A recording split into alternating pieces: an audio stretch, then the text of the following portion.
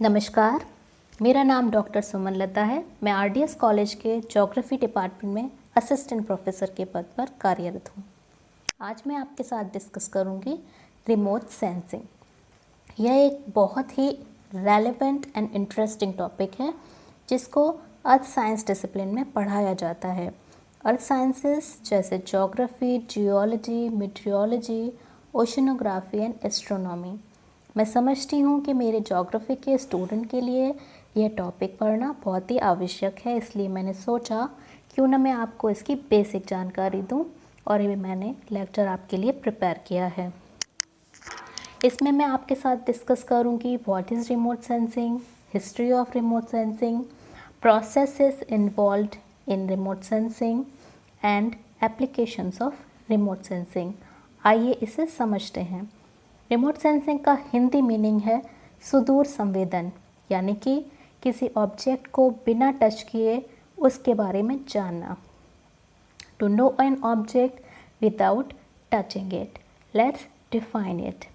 Remote sensing is a technology to gather information and analysis about an object or area, phenomena without making any physical contact. Remote sensing एक ऐसी तकनीकी है जिसके द्वारा किसी वस्तु या घटना के बारे में बिना किसी डायरेक्ट संपर्क के उसकी जानकारी प्राप्त की जाती है। यहाँ किसी ऑब्जेक्ट या फिनोमेना का अर्थ पृथ्वी की सतह पर उपस्थित वस्तुओं के बारे में जानने से है, जैसे land, vegetation, water body, buildings, roads, atmosphere etcetera. किसी वस्तु की इंफॉर्मेशन को कलेक्ट करने के लिए एक विशेष प्रकार के कैमरा या सेंसर का प्रयोग किया जाता है।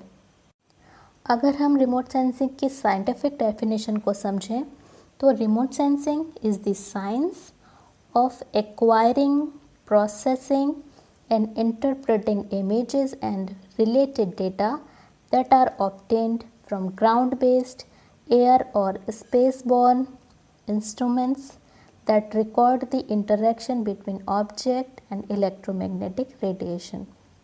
इसका अर्थ है कि रिमोट सेंसिंग एक विज्ञान है जिसमें हम इमेजेस या डिजिटल डेटा से कुछ इन्फॉर्मेशन प्राप्त करते हैं किसी ऑब्जेक्ट या एरिया के बारे में, जिस डेटा को हम प्रोसेस करते हैं और उसे एक इंटरप्रिटेशन देकर उसे डेटा प्राप्त करते हैं। इंटरप्रिटेशन का मतलब है किसी वस्तु की shape, size, colour, tone, texture, location, shadow आदि के द्वारा ऑब्जेक्ट को आइडेंटिफाई करना। इसलिए रिमोट सेंसिंग प्रोसेस के 3 इम्पॉर्टेंट एलिमेंट होते हैं, ऑब्जेक्ट, सेंसर और EMR यानी कि इलेक्ट्रोमैग्नेटिक रेडिएशन, जो ऑब्जेक्ट और सेंसर के बीच का माध्यम है।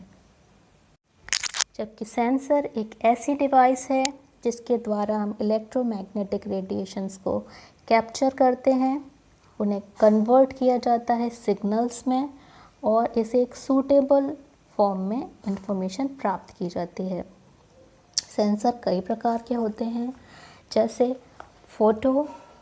फोटोग्राफिक और non photographic sensor. Photographic sensor हमें एनालॉग इमेजेस प्रोवाइड करते हैं, जबकि नॉन फोटोग्राफिक सेंसर हमें डिजिटल इंफॉर्मेशन प्रोवाइड करते हैं। ये digital information bit by bit units में दी जाती है। सेंसर्स को एक प्लेटफॉर्म में फिट किया जाता है। These platforms refers to the structure or vehicle on which remote sensing instruments are mounted। ये प्लेटफॉर्म कई प्रकार के होते हैं, जैसे ground based platforms, airborne platform और spaceborne platform. Ground based platform में ट्राईपॉड्स, टावर्स और क्रेन्स का यूज़ किया जाता है, जबकि एयरबॉर्न प्लेटफॉर्म्स में एयरक्राफ्ट और बलून्स को यूज़ करते हैं। Space shuttles, spacecraft and satellites are the spaceborne platforms. अब हम जानते हैं इलेक्ट्रोमैग्नेटिक रेडिएशन के बारे में। Electromagnetic radiation is the entire array of electromagnetic waves. comprises the electromagnetic spectrum. These waves are called electromagnetic because they consist of combined electric and magnetic waves that result when a charged particle accelerates. Electromagnetic spectrum is a continuum of electromagnetic waves arranged according to frequency and wavelengths. Light is a particular type of electromagnetic radiation that can be seen and sensed by human eyes, but this energy exists at a wide range of wavelengths. Microns is the basic unit for measuring the wavelengths of electromagnetic waves. The spectrum of wave is divided into sections based on the wavelengths. The shortest waves are called gamma rays, while the longest waves are the radio waves. Radio waves की length kilometres में नापी जाती है. The range of visible region consist of the narrow portion of the spectrum, जिसकी range 0.4 micron से यानी कि blue reason से 0.7 माइक्रोन तक होती है. ये वो रीजन है जिसे हमारी आँखें सेंस कर सकती हैं या देख सकती हैं. आइए रिमोट सेंसिंग के इतिहास को जानते हैं. रिमोट सेंसिंग का इतिहास एरियल फोटोग्राफी से जुड़ा है.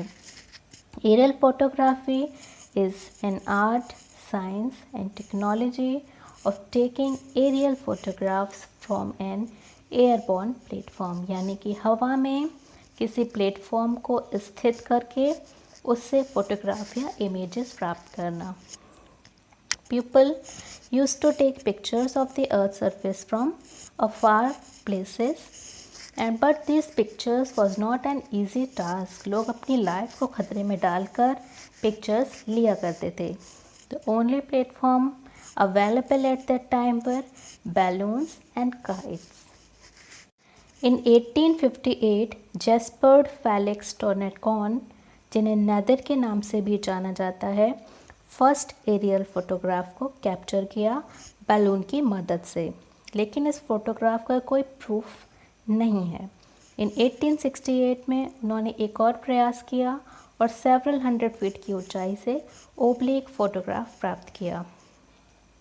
1860 में जेम्स वेलिस ब्लैक ने प्रोफेसर सैम किंग के साथ मिलकर 1200 फीट की ऊंचाई से किंग्स बैलून के द्वारा बोस्टन सिटी के कुछ भाग को कैप्चर किया.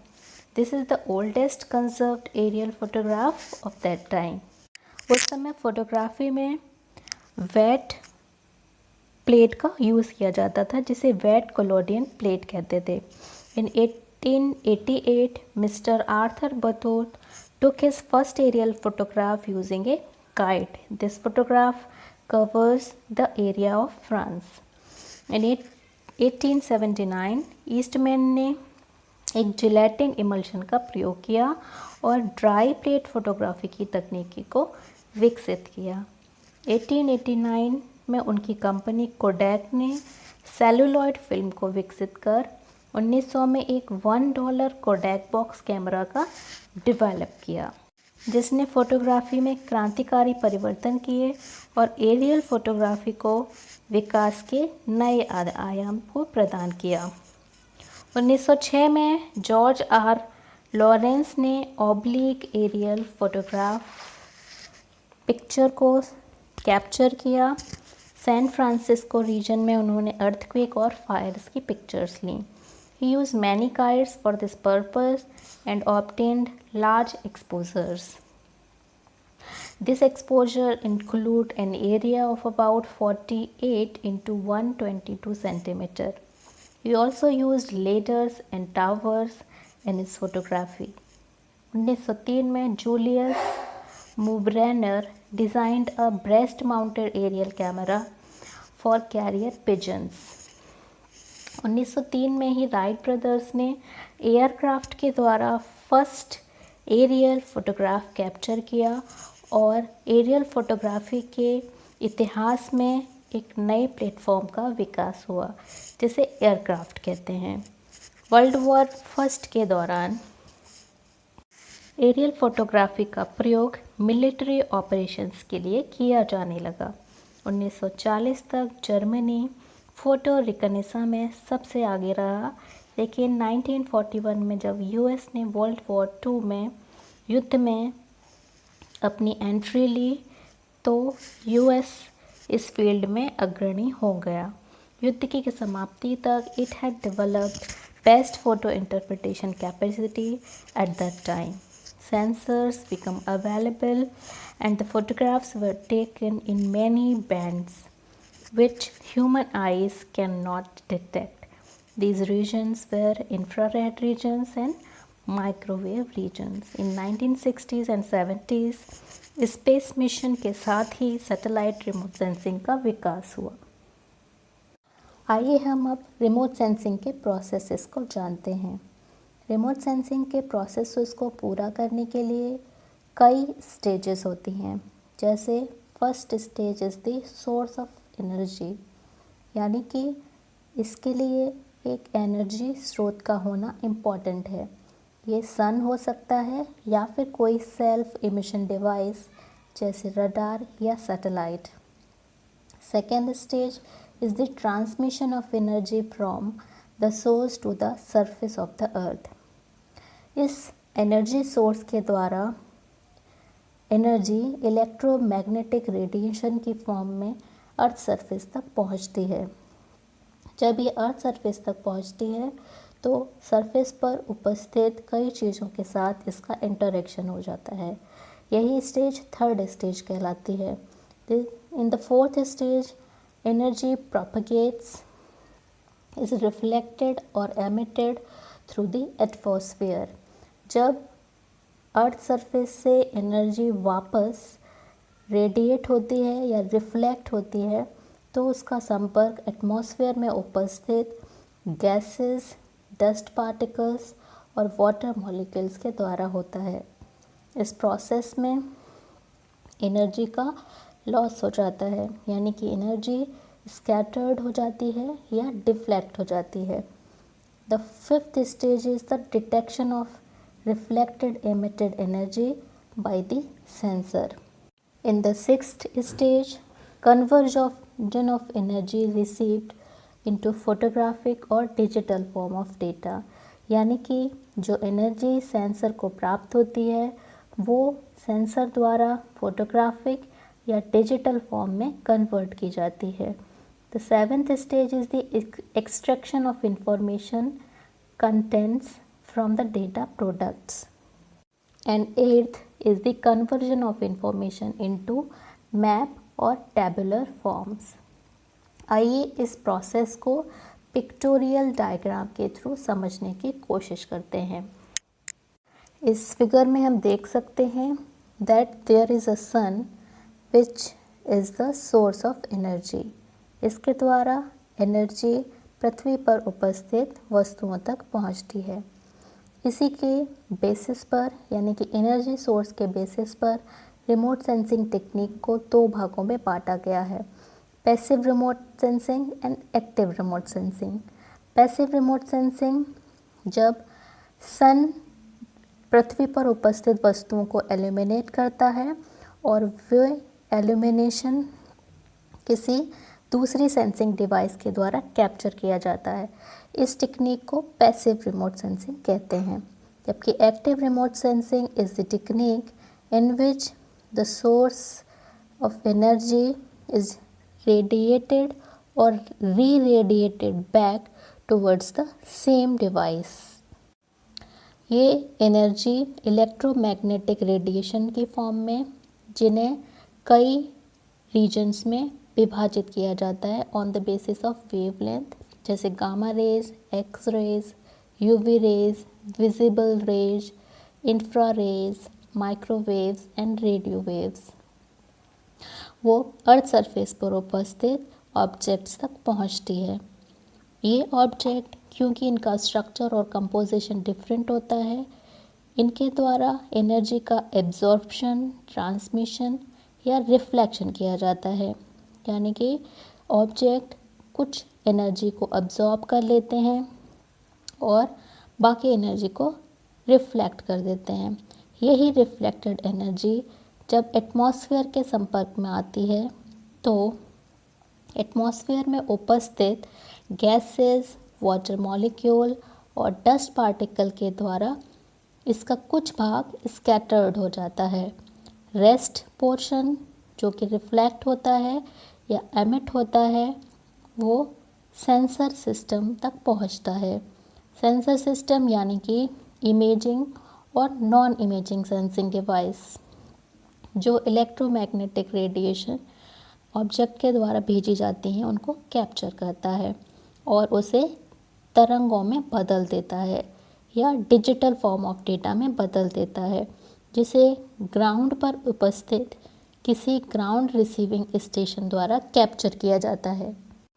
जब डेटा ग्राउंड स्टेशन पर किसी रिसीवर द्वारा कैप्चर किया जाता है तो वहाँ का उसका प्रोसेस किया जाता है। जैसे अगर डेटा में कोई एरर है तो उस एरर को रिमूव किया जाता है और एक इमेज डेटा कलेक्शन किया जाता है या नॉन इमेज डेटा को कलेक्ट किया जाता है।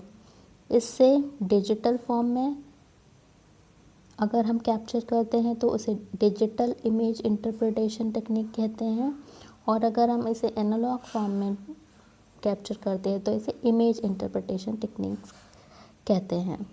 इसके बाद इस डेटा को हम इंफॉर्मेशन या के रूप में प्राप्त करते हैं, जैसे कि maps, tables and other data formats, और हमें फाइनल डेटा प्राप्त हो जाता है जिसे हम डिफरेंट एप्लीकेशंस में यूज़ कर सकते हैं, जैसे hydrology, ecology, meteorology, oceanography, glaciology and geology etcetera. आइए हम रिमोट सेंसिंग की एप्लीकेशंस के बारे में जानते हैं। Remote sensing captures large areas, means ये लार्ज एरिया की इंफॉर्मेशन को प्रोवाइड कर सकता है, जैसे large forest fires and it can be also track the clouds and weather data, erupting from the volcanoes, watching dust storm.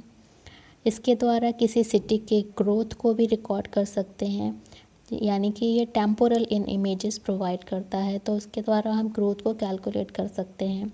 आज से 10 साल पुरानी अगर इमेजरी को ले लें और आज की प्रेजेंट की इमेजरी को ले लें तो हमें यह पता चलेगा उस इमेज को देखने से कि सिटी में कितना ग्रोथ हुआ है या लैंड यूज़ कैसे चेंज हुआ है during a period of time. Several period of की इमेजेस अगर हम कलेक्ट करते हैं तो उससे लैंड यूज़ या लैंड कवर एनालिसिस को किया जा सकता है। Next is discovery and mapping of the rugged topography. इसके द्वारा हम यह पता लगा सकते हैं कि किसी रीजन की रिलीफ कैसी है, उसकी टोपोग्राफी कैसी है। साथ ही साथ हम ओशन फ्लोर के बारे में भी जान सकते हैं, जैसे बहुत डीप ओशंस हैं जिसमें हम लोग किसी इंस्ट्रूमेंट को प्लेस नहीं कर सकते हैं, हम उसके बारे में नहीं जान सकते हैं, लेकिन रिमोट सेंसिंग की टेक्नोलॉजी इतनी विकसित हो गई है कि हम इसके द्वारा ओशन फ्लोर के स्ट्रक्चर को भी जान सकते हैं कि वहाँ पर क्या है। ह्यूज माउंटेन रेंजेस हैं, डीप कैनियंस हैं या मैग्नेटिक स्ट्रिपिंग को भी हम इसका यूज़ कर सकते हैं। तो ये हो गई एप्लीकेशंस, और भी बहुत सारी एप्लीकेशंस हैं इस रिमोट सेंसिंग की जो हम आगे डिटेल में जानेंगे।